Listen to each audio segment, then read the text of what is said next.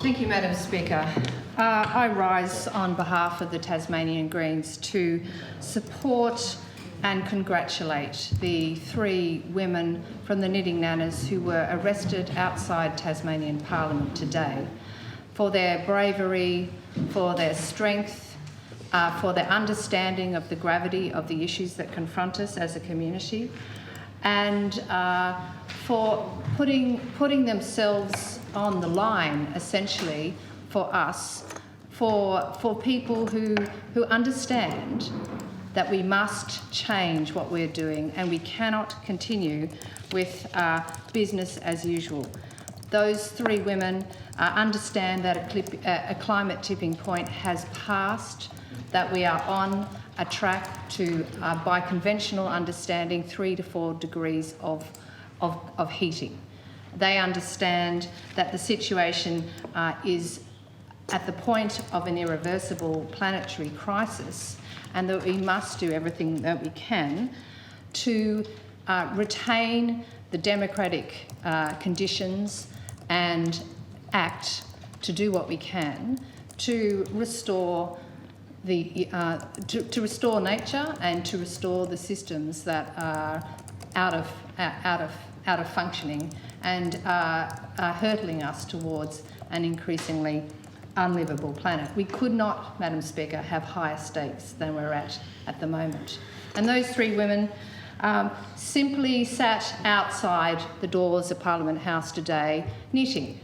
And they come from a group called the Knitting Nannas, who established themselves from a great history of women, working class market women from 1789, who stormed the Parliament, who stormed Bastille, and who sat silently with grim faces as they watched people being executed, French revolutionaries being executed. And they sat there, and their protest was peaceful, and they watched, and they were speaking up for starving people who demanded food. They demanded prices that people could afford. They come from a history of protest which understands that civil disobedience is required in unusual situations when when everything that we've tried has not worked. And it is certainly the case, Madam Speaker, that everything has been tried. For the last 20 years, everything has been tried by scientists, by community activists, by conservationists, information campaigns, political lobbying, street marches, endless, massive scientific reports. And Madam Speaker, politicians are not listening, governments are not acting. And so, thank you to Gabby, aged 73, who is, she says, aware of climate change, has been an activist for decades, but has never taken part in anything where she said, I could have been arrested. I have a son who will not have children because he feels that he could not expose them to the grim future we're facing if the lies of the government and media are continuing and everything is business as usual. She will, she says, most likely not be a grandmother, but she wants to stand up for a sustainable future. And thank you, Rejan, aged 64. She says, when my step-granddaughter was born, I started to wonder about her future.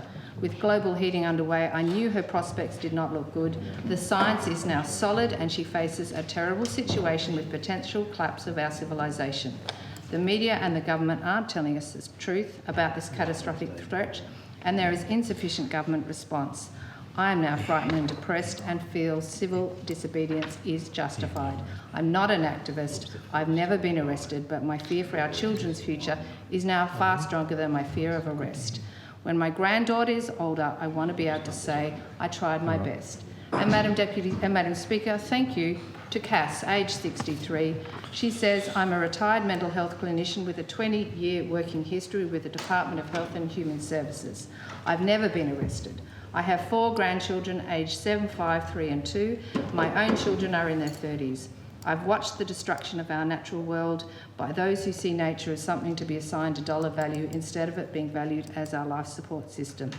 Petitions, emails, phone calls, volunteering for environmental groups. I've tried them all over the years.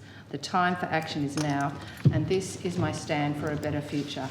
Well, Madam Speaker, good on those people and good on all of those Tasmanians and people across the world who are standing up and demanding action by whatever means they must, because they understand that they've exhausted the means that they can of achieving change. And when human communities have faced that in the past, they take the only action that is available to them, and that is civil disobedience, and we strongly respect and endorse their right to do so.